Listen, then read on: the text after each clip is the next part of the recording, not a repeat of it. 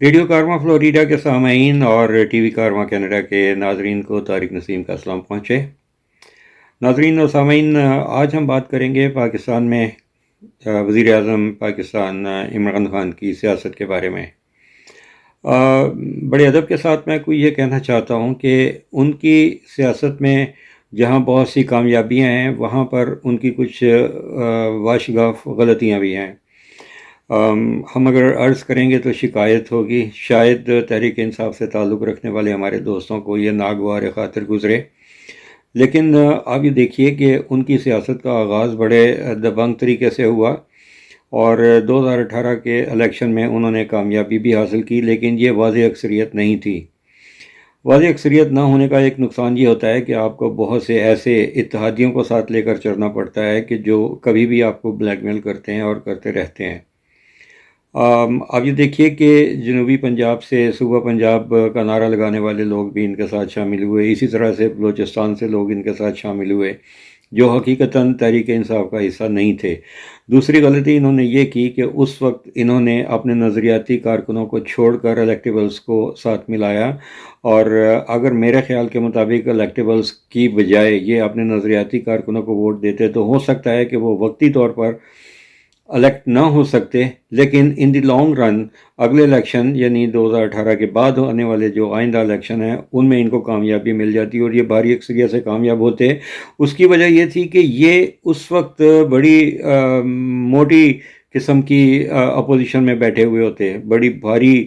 Opposition ان کے پاس ہوتی، اور یہ حکومت کو ہلانے میں، جگاڑ لگانے میں بڑی خوبی سے اپنا کردار ادا کر سکتے تھے۔ میں آپ کو ایک بات اس کے بارے میں ایک مثال دیتا ہوں، جو نواز شریف کے اوپر پاناما کیس بنا تھا اس کے حوالے سے، کہ کینیڈا کی سیاست میں ہمارے یہاں ساتھرے صاحب، یہاں کریچیاں صاحب، وہ بہت اچھے وزیر اعظم تھے اور بڑے پسند کیے جاتے تھے۔ انہیں چودھری شجاعت حسین کی طرح سے ایک سٹروک کی وجہ سے لقوہ ہو چکا تھا، اور وہ بات کرتے ہوئے ان کا منہ ذرا سا جو ہے وہ ایک طرف ہو جاتا تھا۔ اس بات کا اس وقت ان کے الیکشن کے مقابلے میں کھڑے ہوئے کنزرویٹو پارٹی کے جو رہنما تھے انہوں نے ان کا مذاق اڑایا، اور انہوں نے یہ کہا کہ جو بات صحیح طریقے سے نہیں کر سکتا وہ ملک کو کیسے چلا سکتا ہے۔ کینیڈین اس بارے میں بڑے وفادار ثابت ہوئے ہیں۔ وہ کسی کی جسمانی معذوری کا اس طرح سے مذاق اڑانا انہیں قطعی پسند نہیں آیا، اور نتیجہ یہ ہوا کہ ہمارے جن کریچیاں صاحب جو ہے وہ بڑی بھاری اکثریت کے ساتھ کامیاب ہوئے، اور انہوں نے ملک کو بڑے اچھے طریقے سے چلایا۔ وہ لبرل پارٹی کے رہنما تھے اور انہوں نے بہت کامیابیاں سمیٹی۔ یہ اتنے دبنگ تھے کہ جس وقت عراق وار کے لیے امریکہ نے ان کے اوپر دباؤ ڈالنا چاہا تو انہوں نے صاف انکار کر دیا کہ ہم عراق کے اوپر حملہ کرنے کے لیے کینیڈین فوجوں کو نہیں بھیجیں گے۔ اب ان کے اندر سے ہی ایک پال مارٹن صاحب تھے جو ان کے وزیر خزانہ تھے، اور ان کو یہ کہا جاتا تھا کہ یہ فائنانس کے جادوگر ہیں، اور یہ فائنانشل طریقے سے یہ اس کو بڑے اچھی طریقے سے رن کر کے کینیڈا کو بہت زیادہ ترقی دلا سکتے ہیں۔ انہوں نے ان کی ٹانگ کھینچنی شروع کی، اور درمیان میں حکومت گرا کر اگلے الیکشن میں یہ کامیاب ہو گئے پال مارٹن صاحب۔ ابھی ان کی حکومت بنی تھوڑے ہی عرصے کے بعد پال مارٹن صاحب کے بارے میں کسی صحافی نے یہ انکشاف کر دیا کہ پال مارٹن صاحب فائنانس کا تو بڑا وسیع تجربہ رکھتے ہیں، لیکن ان کی اپنی شپنگ کمپنی کینیڈا کی بجائے پاناما میں رجسٹرڈ ہے۔ یعنی ان کا بھی ایک پاناما کیس سامنے آیا ہے جس کے اوپر انہیں حکومت سے ہاتھ دھونے پڑے، اور کنزرویٹو دوبارہ اقتدار میں آ گئی۔ یہ مثال میں نے اس لیے دی ہے کہ اگر جس وقت نواز شریف اگر 18 میں یہ سامنے آ جاتا یہ پاناما کیس ان کا، تو یہ عمران خان کے لیے بڑا اچھا موقع تھا کہ یہ ان کی حکومت کو گرانے میں بڑا کردار ادا کر سکتے تھے، کیونکہ ان کی اپوزیشن بڑی تگڑی ہوتی۔ بہر صورت مصیبت یہ ہے کہ پاکستان میں لفافہ صحافیوں کی بڑی اکثریت ہے، اور بڑے میڈیا ہاؤسز کو خرید رکھا ہے انہوں نے،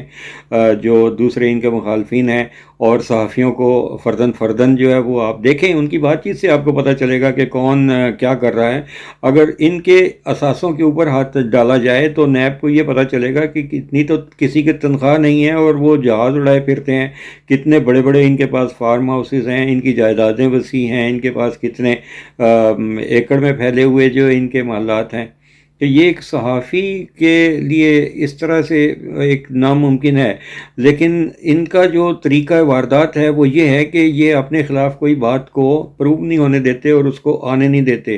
اب آپ یہ دیکھیے کہ نیب کے پاس جو پراسیکیوٹرز ہیں وہ چند لاکھ تنخواہ لیتے ہیں، جس کے مقابلے میں جس وقت اتنے بڑی میگا کرپشن کے ملزمان جو ہیں وہ جب کورٹ میں پیش ہونے کے لیے جاتے ہیں تو ان کے وکیلوں کی فیس کروڑوں میں ہوتی ہے۔ اب وہ کروڑوں روپے لینے والا وکیل جو ہے وہ آسانی سے ان کی ٹانگ کھینچتا ہے جو ہمارے نیب کے پراسیکیوٹرز ہیں، تو وہ کیس کو پروو نہیں ہونے دیتے، اس کو لٹکا دیتے ہیں، اور ان کے پاس اور بھی بڑے حربے ہیں۔ ججوں کی ویڈیوز کا سکینڈل تو آپ کو پتہ ہی ہے کہ وہ کس طرح سے سامنے آیا، کہ مسجد نبوی میں بیٹھ کے تو جج ارشد ملک کو بلیک میل کیا جا رہا تھا، وہاں سودے کیے جا رہے تھے۔ تو نواز شریف صاحب کے بڑے والد صاحب جو ہے بڈھے میاں صاحب جن کو کہا جاتا تھا، وہ یہ کہا کرتا تھا کہ میاں صاحب چھڈو، وکیل نو چھڈو، جج ہی کر لو۔ تو انہوں نے وہی ایک جسٹس قیوم کی طرح کے جج جو ہے وہ انہوں نے کرنے شروع کیے، اور آپ یہ دیکھیں کہ اس کے بعد ان کے ساتھ عدالتوں میں کیا ہو رہا ہے کہ ان کے خلاف کیسز بڑے مضبوط جاتے ہیں، لیکن کسی کے اوپر فیصلہ نہیں ہو پاتا۔ تو کیا ریزن ہے کہ کوئی جج ان کے خلاف جو ہے وہ درست طریقے سے فیصلہ نہیں دے سکتا؟ ابھی میں بات یہ کر رہا تھا کہ عمران خان صاحب کی غلطی یہ تھی کہ انہوں نے ایک ٹرم کے لیے اگر انتظار کر لیا ہوتا تو بہت بہتر ہوتا، پاکستان کے حق میں بھی، تحریک انصاف کے حق میں بھی۔ اب آپ یہ دیکھیے کہ اگر انتظار کیا ہوتا تو پھر کیا ہوتا؟ اس صورت میں ان کے پاس ایک واضح ایک حکمت عملی ہوتی کہ ہم حکومت کو کس طرح چلائیں گے، لیکن اچانک یہ ایک ٹرافی کی طرح سے ان کو حکومت ملی، نہ نواز شریف کی پھیلائی ہوئی بیوروکریسی ان کے ہتھے چڑھی، نہ اس کو یہ کنٹرول کر سکے۔ ماڈل ٹاؤن قتل عام والی پولیس ان کے پاس تھی، جو انہوں نے کتنے پنجاب میں ڈی ایس پی معطل کیے کرپشن کے الزام میں، انہیں لاہور ہائی کورٹ نے دوبارہ بحال کر دیا، ان کی معطلی بھی ختم کر دی۔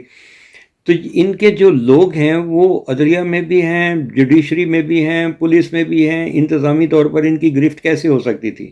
ان کو یہ چاہیے تھا کہ اپنے بہت زوردار طریقے سے اپنی بڑی بھاری اکثریت کے ساتھ لے کر آتے، اور ان کو قانون سازی میں بھی کوئی رکاوٹ نہ ہوتی۔ اب یہ قانون لے کر آتے ہیں تو آپ پارلیمنٹ کا حال دیکھیں، وہاں اپوزیشن کے لوگ بیٹھے سیٹیاں بجا رہے ہیں، مسودوں کی کاپیاں پھاڑ پھاڑ کے اسپیکر کے منہ پر مار رہے ہیں، یعنی اتنا ایک بدتمیزی کا ماحول ہے، اور وہ یہ کہتے ہیں کہ جی وہ کوئی شرم ہوتی ہے، کوئی حیا ہوتی ہے۔ انہی کے اپنے لیڈر جناب بھٹو صاحب کا ایک واقعہ میں گوش گزار کیے دیتا ہوں کہ انہوں نے مفتی محمود صاحب کو بولنے پر سارجنٹ ایٹ آرمز کو بلوا کر ان کو پارلیمنٹ سے باہر پھینکوا دیا تھا، یعنی باقاعدہ ڈنڈا ڈولی کر کے، وہ مفتی محمود صاحب ایک عالم دین تھے،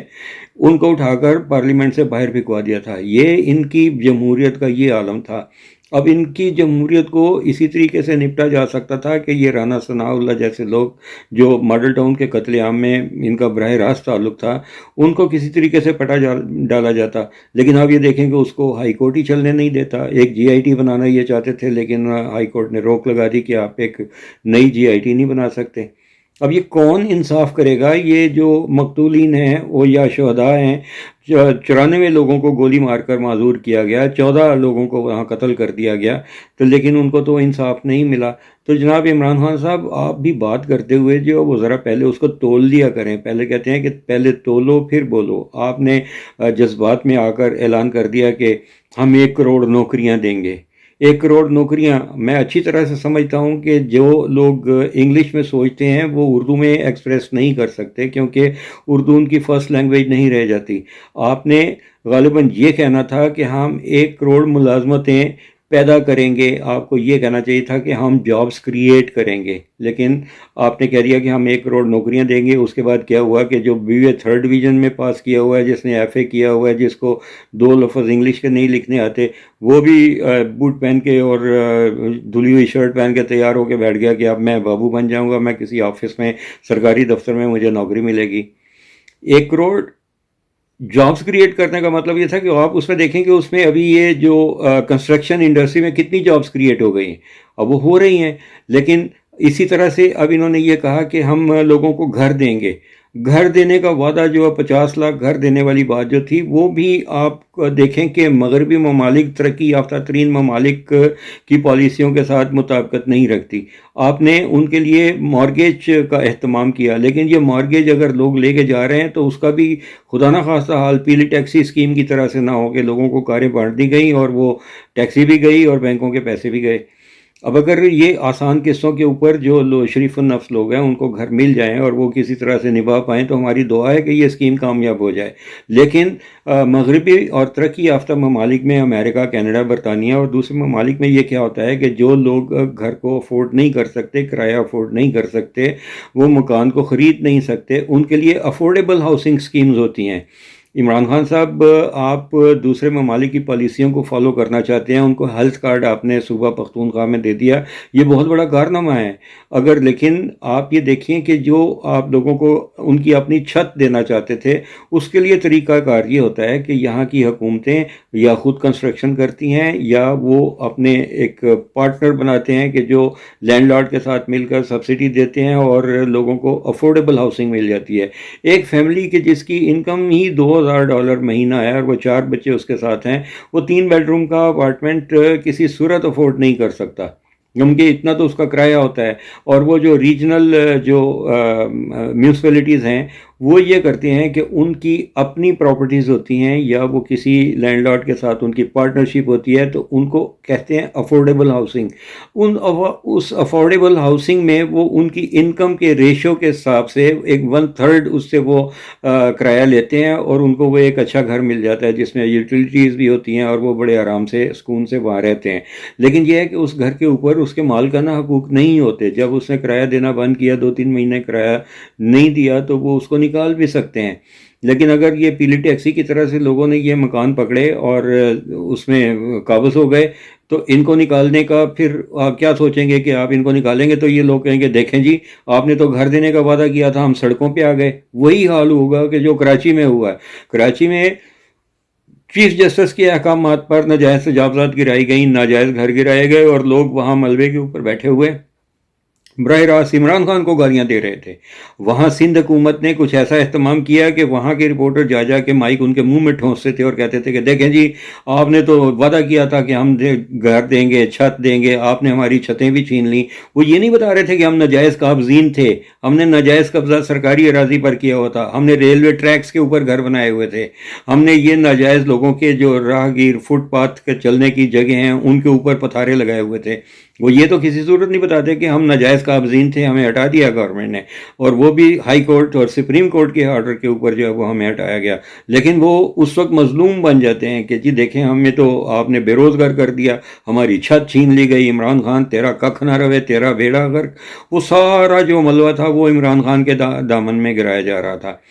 تو ہم یہ کہنا چاہتے ہیں کہ اگر آپ کچھ زیادہ تیاری کے ساتھ آتے، سارا آپ کا ہوم ورک کیا ہوا ہوتا تو آپ کو یہ اس قسم کے الزامات نہ لینے پڑتے. دیکھیں اس وقت پنجاب میں شوگر مافیا جو ہے وہ کتنی سرگرمی سے چل رہا ہے، لیکن چونکہ جہانگیر خان ترین نواب ان کے عمران خان کے ساتھ تھے اور پاکستان میں 80 شوگر ملز ہیں اور جن میں سے صرف 4 جہانگیر ترین کی شوگر ملز ہیں، وہ بھی اس کا سارا حساب کتاب گورنمنٹ کے پاس ہے. یہ شبر زیدی کے انکشافات ہیں. یعنی ساری شوگر ملوں کا 3.2% جو ہے وہ جہانگیر ترین کے پاس ہے، باقی زرداری خاندان، خسرو بختیار اور یہ نواز شریف کا خاندان یہ اس کے اوپر قابض ہے اور گالیاں پڑ رہی ہیں جہانگیر ترین کو اور عمران خان کو کہ جی دیکھیں ان کے ساتھ ملے ہوئے لوگ ہیں اور یہ کر رہے ہیں. اور اس کے اوپر جو ہے وہ ابھی حال ہی میں عمران خان صاحب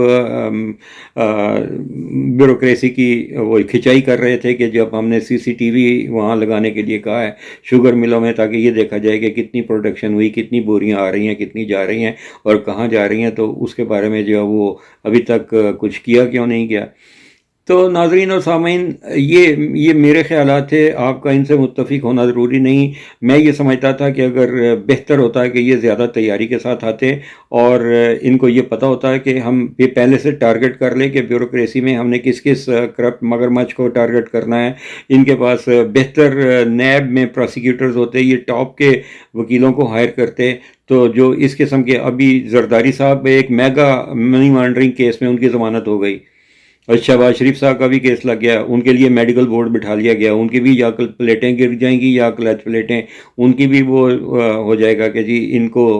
بیرون ملک جانے دیا جائے۔ یعنی جیل کے اندر تو آپ کسی کو رہنے ہی نہیں دیتے۔ نواز شریف صاحب کو آپ دیکھ لیں کہ ان کی میری پلیٹیں گر گئیں اور اس کے بعد وہ چارٹرڈ طیارے میں بیٹھ کے وہاں وہ فروٹ وغیرہ کھا رہے تھے، اور اس سے پہلے وہ جو ارسطو اقبال صاحب ہیں یہ فرما رہے تھے کہ اگر اس کو کچھ ہو گیا تو ہم عمران خان کے خلاف قتل کا پرچہ درج کروائیں گے۔ اور یہ اسلام آباد ہائی کورٹ کے چیف جسٹس صاحب فرما رہے تھے کہ آپ ہمیں گارنٹی دیں، ہمیں حکومت لکھ کر دے کہ یہ اتنے 3 دن کے درمیان نواز شریف کو کچھ نہیں ہوگا۔ جناب جج صاحب، آپ اپنی گارنٹی نہیں دے سکتے کہ آج آپ زندہ ہیں، کل کو آپ لڑک جائیں تو اس کی ذمہ داری کون لے گا کہ آپ جیسے اسلام آباد میں کشمالہ طارق کی گاڑی کے آگے آ سکتے ہیں، کچھ بھی ہو سکتا ہے۔ تو آپ یہ گارنٹی حکومت سے مانگ رہے تھے کہ وہ حکومت گارنٹی دے کہ نواز شریف یہاں زندہ رہیں گے، اور جبکہ وہ اتنا بڑا ڈرامہ تھا کہ جس میں میں تو یہ کہتا ہوں کہ اگر یاسمین راشد یا وہ سلطان صاحب جو ان کے شوکت خانم کے ڈاکٹر تھے، یہ سب اگر اس میں ملے ہوئے تھے تو سب کی کھنچائی ہونی چاہیے تھی، ان کا بھی احتساب ہونا چاہیے تھا کہ انہوں نے کس طرح سے، یا چغتائی لیب کی اگر رپورٹیں غلط تھی تو ان کی تمام لیبارٹریز کو سر پہ مار کر دینا چاہیے تھا۔ یہ سارا ایک طرح سے ملی بھگت کے ساتھ جو ہے وہ پاکستان کا نظام تہوبالا کیا جا رہا ہے۔ اس کے اوپر اگر آپ کا کنٹرول نہیں ہو پا رہا تو پھر آپ یہ دیکھیں کہ آپ ہی بدنام ہو رہے ہیں۔ لوگوں کو ابھی تک صرف یہ کچھ نہیں پتا کہ آپ نے گردش قرضے کم کر دیے، لوگوں کو یہی میڈیا بتا رہا ہے، دیکھیں جی پیٹرول بم گرا دیا، لوگوں کو یہ بتایا جا رہا ہے جی سونا مہنگا ہو گیا۔ آج سونا سستا ہوا ہے تو کسی نے بڑھ کے خبر نہیں دی کہ جی سونا اتنے 100 روپے تولہ فی تولہ کم ہو گیا ہے۔ لیکن یا منفی رپورٹنگ اتنی ہوتی ہے کہ وہ آپ کی حکومت کو بدنام کرنے کے لیے اچھل اچھل کر کود کر ایسی خبریں لے کے آتے ہیں کہ جس میں صرف حکومت کی بدنامی ہو۔ خارجہ پالیسی اس قدر کامیاب جا رہی ہے کہ اس سے پہلے کبھی بھی نہیں تھی۔ ہر حکومت جو ہے وہ اپنے من پسند سفیروں کو لگاتی تھی۔ ابھی بلال اکبر صاحب کو سعودی عربیہ میں سفیر لگایا گیا اور وہ ایک لمبی لسٹ دینا شروع ہو گئی کہ جی جرنیلوں کو جا کے نوکری دے رہے ہیں، اور انہوں نے کیا کیا کہ وہاں جا کر انہوں نے ریلیف لے لیا اربوں ڈالر کا، سعودی عربیہ سے بھی اور یو اے ای سے بھی۔ یہ ہوتی ہے کامیاب سفارتکاری۔ جتنی شاہ محمود قریشی صاحب اس وقت محنت کر رہے ہیں وہ ایک بڑے کامیاب اور آزمودہ طریقے سے وہ ہماری سفارتکاری کو چلا رہے ہیں، یہ ہم دیکھ رہے ہیں۔ اس کے اور پھر دوسری یہ ہے کہ آپ کے لیفٹ اینڈ رائٹ جو بندے غلط ہیں، ان میں ایک تو زلفی بخاری ہے، وہ آپ کا ذاتی دوست صحیح لیکن اس کو پروٹوکول کا بالکل پتہ نہیں۔ آپ اس کو اٹھا کے ٹرمپ سے ملاقات کر کے لے گئے، آپ اس کو اٹھا کے پرنس محمد بن سلمان کے محلات میں لے گئے۔ یہ اس پروٹوکول کا جب جس بندے کو پتہ ہی نہیں ہے، وہ کھڑا ہو کے سیلفیاں بنوانے کے چکر میں، یہی وہ کرتارپور کوریڈور کے افتتاح میں ہوا کہ وہ ہر بات میں بڑھ بڑھ کے آگے آتا ہے، جس کو پروٹوکول کا پتہ ہی نہیں، اس کو تو کوئی حق ہی نہیں ہے کہ وہ اتنی بڑی بڑی محفلوں میں جائے۔ اس بارے میں زرداری صاحب کا ایک واقعہ آپ کو سنا دیتا ہوں۔ جس وقت بینظیر بھٹو وزیر اعظم بنی اور یہ صرف مرد اول تھے، یہ اس وقت دمام میں سعودی کنگ کے ساتھ ملنے کے لیے جس وقت بینظیر بھٹو تشریف لائیں تو زرداری صاحب تشریف لائے ہوئے تھے، یہ ان کے ساتھ اس میٹنگ میں چلے آئے، اور انہوں نے ٹانگ کے اوپر ٹانگ رکھی ہوئی تھی اور ان کے قمیض کے بٹن کھلے ہوئے تھے، اور انہوں نے وہ اپنا روایتی پگڑ جو ہے وہ سر کے اوپر باندھا ہوا تھا۔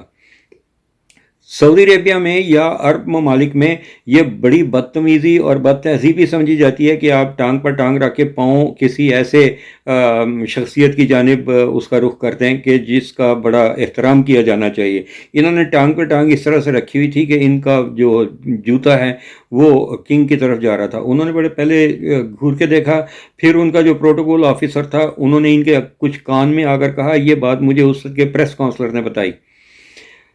کہ وہاں اندر یہ ہو رہا تھا۔ پہلے پروٹوکول آفیسر نے آگے زرداری صاحب کو کچھ کہا، انہوں نے سنی انسنی کر دی۔ اس کے بعد وہاں سے مسلح جو ان کے گارڈ تھے وہ آئے اور زرداری صاحب کو بازو سے پکڑا اور باہر لے گئے۔ زلفی بخاری کے ساتھ بھی شاید کچھ ایسا ہی ہوا ہوتا تو پھر شاید عمران خان صاحب کو سمجھ آ جاتی کہ اس قسم کے بگڑ بلے کو ساتھ لے کے جانے کی بجائے آپ کسی آزمودہ کار سیاستدان کو لے کے جاتے جسے پروٹوکول کا بھی پتہ ہوتا۔ تو یہ کچھ عمران خان صاحب کی غلطیاں تھیں جن کو میں نے گنوانے کی جسارت کی ہے۔ امید ہے کہ انصافی دوست زیادہ خفا نہیں ہوں گے اور میری ان گزارشات کے اوپر غور کریں گے، اور یہ بھی امید ہے کہ آپ ان کا ساتھ نہیں چھوڑیں گے۔ بہرحال سیاسی کارکنوں کا یہ ہوتا ہے کہ جو پیپلز پارٹی کے ساتھ ہیں وہ پیپلز پارٹی کے ساتھ ڈٹے رہیں، جو نون لیگ کے ساتھ ہیں وہ اس کی حمایت کرتے رہیں گے، صحیح ہو یا غلط، جو ان کی پالیسیوں کو پارٹی کے اندر رہ کر تنقید کریں، لیکن جو وہ مینڈکوں کی طرح اچھل کود کرتے ہوئے دوسری پارٹیوں میں جانا، میرا خیال ہے کہ وہ جمہوریت کے خلاف ہے۔ اور یہ سیٹوں کی اور ارکان اسمبلی کی یا سینٹ کے لیے جو بکر منڈی لگتی ہے یا جس کو ہارس ٹریڈنگ کہا جاتا ہے، وہ قطعی غلط ہے، ایسا نہیں ہونا چاہیے۔ طارق نسیم کی یہ گزارشات تھیں، امید ہے ناگوار خاطر نہیں گزری ہوں گی۔ آج ہمیں اجازت دیجیے طارق نسیم کو، اور ہمارا یوٹیوب چینل ٹی وی کارواں کو سبسکرائب کرنا نہ بھولیے گا، اور بیل آئیکن کو آپ ٹچ کر دیجیے تاکہ ہماری ویڈیوز باقاعدگی کے ساتھ آپ کو ملتی رہیں۔ اور اگر آپ کے کوئی کنسرن ہو، آپ کچھ کہنا چاہیں، تو ہمارے کمنٹ سیکشن جو ہے وہ اس کے نیچے ہی ہوتا ہے یوٹیوب کے اوپر، اب اس میں آ کر اپنے کمنٹ درج کروائیں، ہم انشاءاللہ تعالیٰ آپ کے کمنٹس کا تسلی بخش جواب بھی دیں گے، اور اس طرح سے ہماری آپ کی کمیونیکیشن بھی بڑھے گی۔ آپ ہمیں بتائیے کہ آپ ہم سے کیا سننا چاہتے ہیں، کیا جاننا چاہتے ہیں، جو ہمارے علم میں ہوگا تو ہم ضرور آپ کی خدمت میں گوش گزار کریں گے۔ تو ریڈیو کارواں کے سامعین، ٹی وی کارواں کے ناظرین، طارق نسیم کو اجازت دیجیے۔ ہمارا آپ کا اللہ حافظ۔ پاکستان زندہ باد۔